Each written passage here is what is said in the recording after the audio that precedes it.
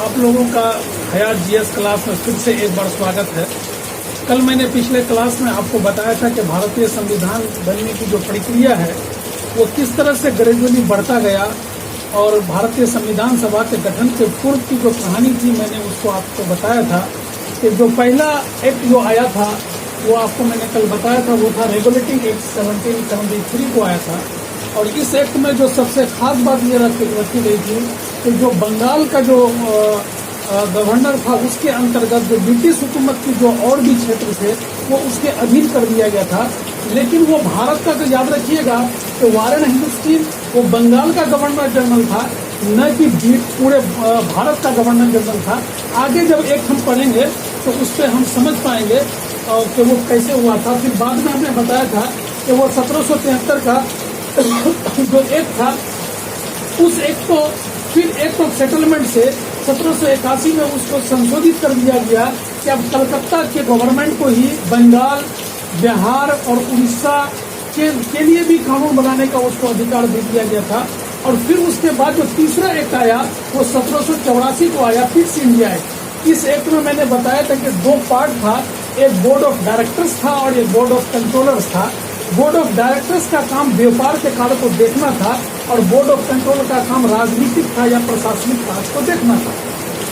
और यहीं से दोहरी शासन व्यवस्था की शुरुआत होती है, क्योंकि व्यापार करने का काम वही लोग कर रहे थे, ब्रिटिश ही कर रहे थे, और शासन का भी काम ब्रिटिश ही लोग कर रहे थे। इसलिए हम कहते हैं कि फिक्स इंडिया एक दोहरे शासन व्यवस्था की पहली नींव रखी गई थी। अगर आपसे परीक्षा में प्रश्न पूछा जाता है कि कौन से एक्ट में पहली बार दोहरी शासन व्यवस्था की नींव रखी गई, तो आपका उत्तर होगा फिक्स इंडिया एक्ट 1784। आइए उसके बाद जो फिर आज का जो हमारा क्लास है वो चार्टर अधिनियम पर है। लेकिन आज का क्लास शुरू होने से पहले वो स्लोगन के साथ कि मन में है विश्वास, पूरा है विश्वास, हम होंगे कामयाब एक दिन, इसके साथ आज हम लोग शुरुआत करते हैं। आज हम लोग चार्टर अधिनियम पर बात करेंगे। चार्टर अधिनियम कुल मिला के 4 आया है। पहला चार्टर अधिनियम 1793 में आया है, क्योंकि चार्टर अधिनियम पर यह बात कही गई थी कि हर 20 साल पर ब्रिटिश पार्लियामेंट भारत के लिए एक नई कानून व्यवस्था लाएगा और उस कानून में कुछ न कुछ सुधार करेगी। इसलिए चार्टर अधिनियम जो का सीरीज शुरू हुआ वो हर 20 साल पर हुआ। पहला चार्टर अधिनियम 1793 में आया, फिर दूसरा चार्टर अधिनियम 1813 को आया, और तीसरा चार्टर अधिनियम 1853 में आया, और चौथा चार्टर अधिनियम फिर 20 साल जोड़िएगा तो 1853 को आया। इस तरह से कुल 4 चार्टर अधिनियम आए हैं। और इन सारों चार्टर अधिनियम में मैंने जैसे कल आपको कहा था कि ब्रिटिश पार्लियामेंट, अब जो ये कंपनियां थी, जो ईस्ट इंडिया कंपनी यहाँ पर ट्रेड करने के लिए आई थी, अब उनको धीरे धीरे ट्रेडर से शासक बना रही थी। और जैसे ही शासक बना रही थी उस पर कुछ न कुछ जिम्मेदारियां जिम्मेदारियां भी उनके लिए बढ़ा रहा था। और आप देखेंगे आज जो मैं बताऊंगा आपको चार्टर अधिनियम, तो आप उसमें समझ पाइएगा कि किस तरह से ब्रिटेन से चला हुआ ईस्ट इंडिया कंपनी जो एक व्यापारी कंपनी था वो पूर्णतः कैसे शासक बन गया। ये चार्टर अधिनियम से आप बहुत अच्छी तरह समझ पाएंगे। और चार्टर अधिनियम को बहुत आसानी से आप समझें तो आप समझ पाएंगे कि किस तरह से ब्रिटिश पार्लियामेंट ने भारत में अपना शासन और अधिपत्य कायम किया है, उसको हम समझने का प्रयास करते हैं। पहला चार्टर अधिनियम 1793 है। इस अधिनियम में कहा गया कि बोर्ड ऑफ कंट्रोलर का जो वेतन है, यानी उसके जो कर्मचारी है, उसके जो पदाधिकारी हैं, उसके जो भी लोग हैं, उनका वेतन भारतीय राजस्व से होगा।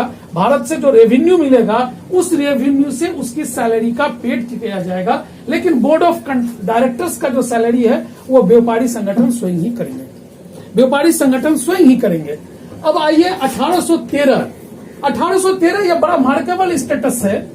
इसलिए मार्केबल स्टेटस है क्योंकि 1813 आते आते 1793 तक तो बहुत कुछ बचा हुआ था, लेकिन 1813 आते आते ये स्थिति काफी बदल गई। और इस तरह से ऐसा बदला आप समझ लीजिएगा कि टीपू सुल्तान का भी मैसूर खत्म हो गया, कि चौथा मैसूर यंगल युद्ध 1799 में खत्म हो जाती है, मैसूर शासन खत्म हो गया, निजाम की स्थिति भी खत्म हो गई। और ये मराठा जो बहुत शक्तिशाली था उसका भी तीसरा मराठा युद्ध हो चुका था। और पंजाब में जो रणजीत सिंह थे उनके साथ भी अंग्रेजों की संधि हो चुकी थी। यानी इस तरह से कहा जाए कि 1813 आते आते भारत में जो शासन की जो बागडोर था वो किसी न किसी रूप में ईस्ट इंडिया कंपनी के पास चली गई। इसलिए इसमें 3 मुख्य बातें इस एक्ट में रखा गया है, इस चार्टर एक्ट में 1813 का। पहला यह है कि कंपनी का जो अधिकार पत्र था कि वो उसको 20 वर्ष के लिए बढ़ा दिया गया। कहा कि ठीक है, कंपनी को हम आपको पावर दे रहे हैं कि अगला 20 वर्ष तक ही आप शासन कर पाइएगा, मतलब व्यापार करने का एकाधिकार आपको रहेगा, उसके बाद आपके अधिकार को खत्म कर दी जाएगी।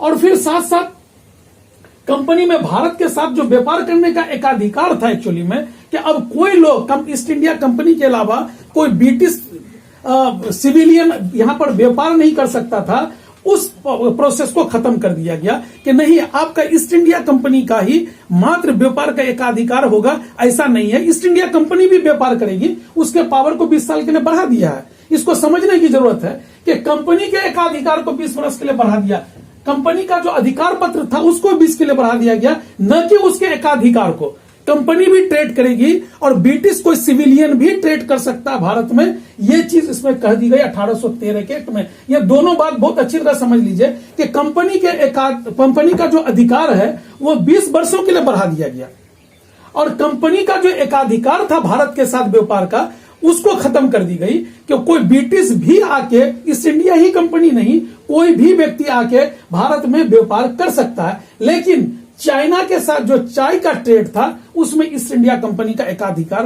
रहने दिया गया। अब यहां एक नई चीज लाई गई ईस्ट इंडिया कंपनी ने। आपको मैं बताया था कि 1773 के एक्ट जो आया था, रेगुलेटिंग एक्ट 1773 में, उसमें एक कानून व्यवस्था लाई गई थी। कलकत्ता में सर्वोच्च न्यायालय की स्थापना कर दी गई थी। अब देखिए अंग्रेज का कमाल, अंग्रेज ने यह कहा कि भाई मेरा जो कानून व्यवस्था है भारत के न्याय व्यवस्था से कहीं ना कहीं बहुत ऊपर है, इसलिए मैं उच्च न्यायालय का स्थापना करता हूं।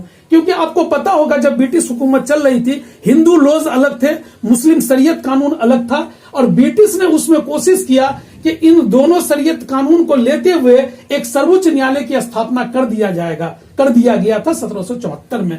लेकिन फिर अब 1813 का जो एक्ट आया, अब उसने कहा कि मेरे जो न्यायिक व्यवस्था है, मेरा जो कानून प्रिय हम लोग हैं ब्रिटिश, वो साबित करने का प्रयास किया था 1773 के एक्ट में।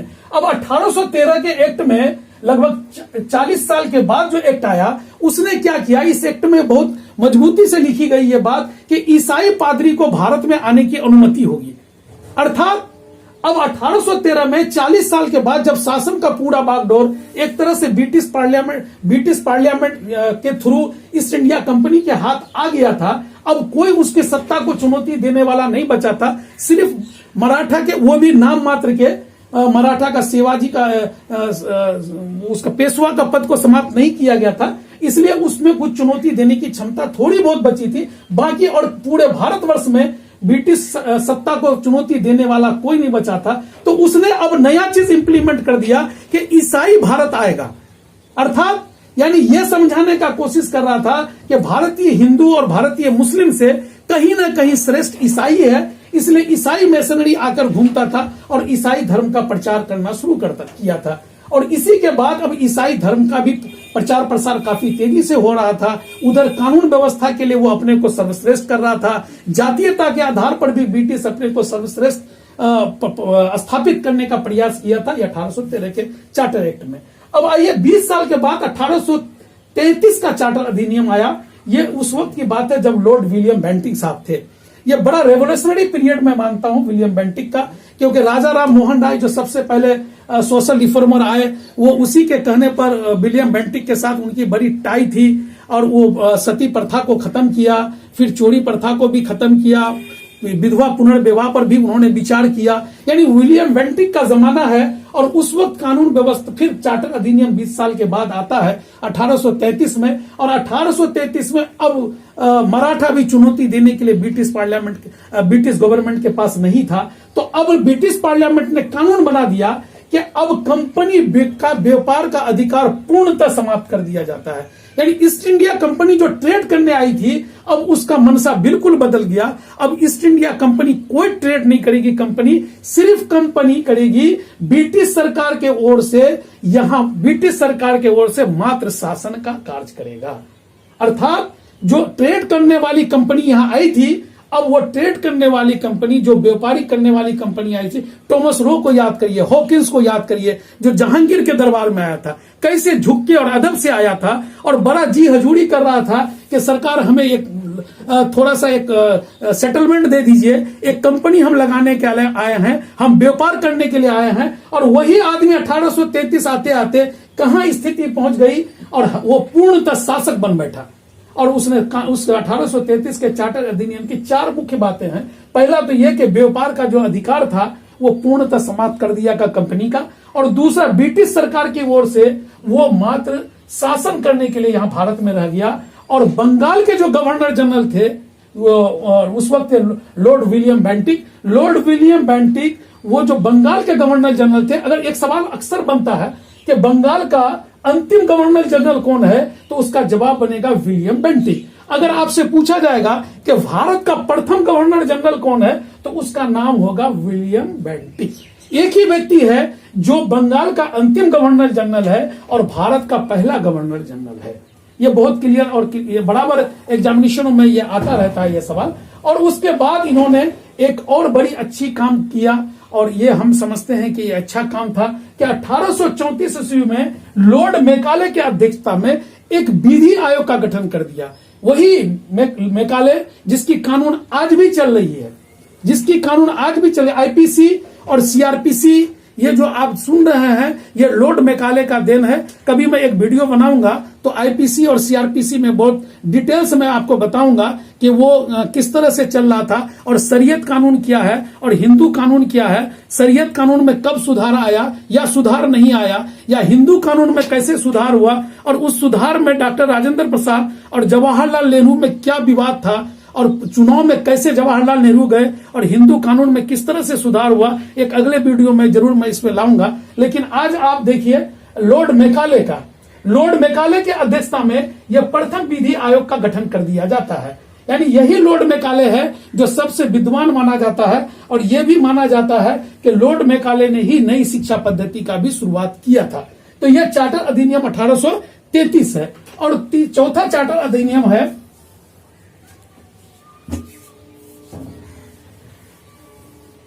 चार्टर अधिनियम है 1853। इस अधिनियम में बहुत कुछ नहीं बचा था, ब्रिटिश ने अपने पूरे काम को कर लिया था। इंटरनल भारत में कहीं ना कहीं लोगों में असंतोष की भाव पैदा हो रही थी। लोगों को यह लग रहा था कि ब्रिटिश जो लोग आए हैं इंग्लैंड से, वो हमसे अपने को श्रेष्ठ कह रहे हैं, उनकी कानून व्यवस्था अच्छी है, उनका धर्म अच्छा है। इसलिए भारत में जो मध्यवर्गीय लोग थे, पढ़े लिखे लोग थे, उसमें बड़ा अविश्वास फैल रहा था ब्रिटिश हुकूमत के खिलाफ। इसलिए 1853 एक्ट में इन्होंने लाया कि कंपटीशन यानी प्रतियोगिता परीक्षा का आयोजन किया जाए। यही एक मुख्य बात कही गई 1853 के चार्टर एक्ट में। तो इस तरह से कुल मिला के 4 चार्टर एक्ट आया। पहला चार्टर एक्ट आया 1793 में, दूसरा चार्टर एक्ट आया 1813 में, और चौथा चार्टर एक्ट आया 1853 में। और पहला चार्टर एक्ट में जो मुख्य बात कही गई, वो मुख्य बात सिर्फ ये थी कि ये बोर्ड ऑफ कंट्रोलर का वेतन जो है भारतीय राजस्व दिया जाएगा। और 1813 का जो चार्टर एक्ट था, उसमें 3 मुख्य बातें कही गई कि कंपनी का जो एकाधिकार है वो 20 वर्ष के लिए तो बढ़ा दिया गया, कंपनी के अधिकार को तो 20 वर्ष के लिए तो बढ़ा दिया गया, लेकिन कंपनी का भारत के साथ जो व्यापार का एकाधिकार है उसको समाप्त कर दिया गया। सिर्फ चीन के साथ चाय का व्यापार कर सकता, चो से चीन और चो से चाय, याद रखिएगा, चीन के साथ चाय का व्यापार करने का एकाधिकार रख दिया गया। और यहां से धार्मिक मजबूती लाने के लिए ईसाई पादरी को भारत में आने की अनुमति दे दी गई। अभी जो आप जितना स्कूल देख रहे हैं, Saint Michael, Saint Joseph, Don Bosco, ये सब वही ईसाई मिशनरी जो 1853 में आया, वो आज भी स्थापित है। और आज भी हमारा जो हिंदी स्कूल है, हमारा जो हिंदी सरकारी स्कूल हैं, वो आज भी सेंट माइकल, सेंट जोसेफ और डॉन बॉस्को से कहीं ना कहीं पीछे चल रहा है, क्योंकि वो ईसाई मिशनरी 1813 में भारत को ये घुट्टी पिला दिया था कि ईसाई कहीं ना कहीं उससे ज्यादा मजबूत है। और उनका शेष काम पूरा कर दिया मेकाले साहब ने। मेकाले ने विधि आयोग के सदस्य और अध्यक्षता तो किया है, साथ साथ नई शिक्षा पद्धति भी उन्होंने लागू कर दिया। और उस नई शिक्षा पद्धति आज भी मेरे दिमाग में है, क्योंकि आज भी भारतीय को और खासतौर से बिहार के लोगों को वो लड़का बहुत श्रेष्ठ लगता है जो अंग्रेजी में बात करता है। हम लोग भी चाहते हैं कि मेरा बच्चा बात करे अंग्रेजी में, या कहीं शादी ब्याह भोज भात में आपस में दो लड़का अगर अंग्रेजी में बात करता है या उनके पेरेंट अंग्रेजी में बात करते हैं तो हम लोग बड़ा हताश होकर उनको देखते हैं, लगता है कि हमसे बहुत सुपीरियर है। लेकिन दोस्तों, इससे घबराने की आवश्यकता नहीं है। वो अंग्रेजी से मैं बात तो करता है, लेकिन हो सकता है कि हमसे वो कम कॉन्स्टिट्यूशन जानता हो, हमसे कम वो मैथ समझता हो, इसलिए उससे बहुत घबराने की जरूरत नहीं है। ये अंग्रेजों ने काफी मेहनत करी है, 1757 से लेके 1947 तक इतनी मेहनतें करी है, इसलिए उसकी अंग्रेजी हमसे आपसे श्रेष्ठ लग रही है। अगर हमारी भी हिंदी में उतनी मेहनत होती, हमारी भी लैंग्वेज पे उतनी मेहनत होती, तो हम भी उतने श्रेष्ठ होते। उसके बाद जो 1853 में जो बगावत की बू आई थी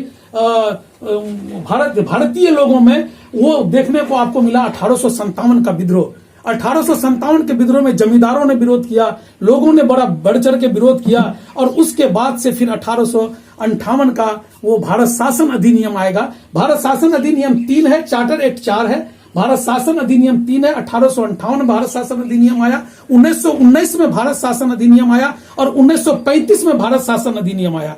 तो आप समझे, चार्टर एक्ट हो गया 4, भारत शासन अधिनियम हो गया 3, और भारत परिषद अधिनियम भी 3 ही है। और कुल मिला के ये हम लोग को जो पढ़ना है वो 3 आपको भारत शासन अधिनियम, और 4 भारत चार्टर अधिनियम 437, और 3 आपको पढ़ना परिषद 7310, और ऊपर में 3 और है, रेगुलेटिंग एक्ट और सेटलमेंट एक्ट और पीट्स इंडिया एक्ट। कुछ मिला के अगर 13 चीज पढ़ लेते हैं तो भारतीय संविधान की प्री हिस्ट्री आपकी बहुत अच्छी तरह से पूरी हो जाएगी। और आज मैं अपना क्लास यहीं समाप्त करता हूं। इस कोरोना काल में आप अपना ध्यान रखें और अपनों का ध्यान रखें।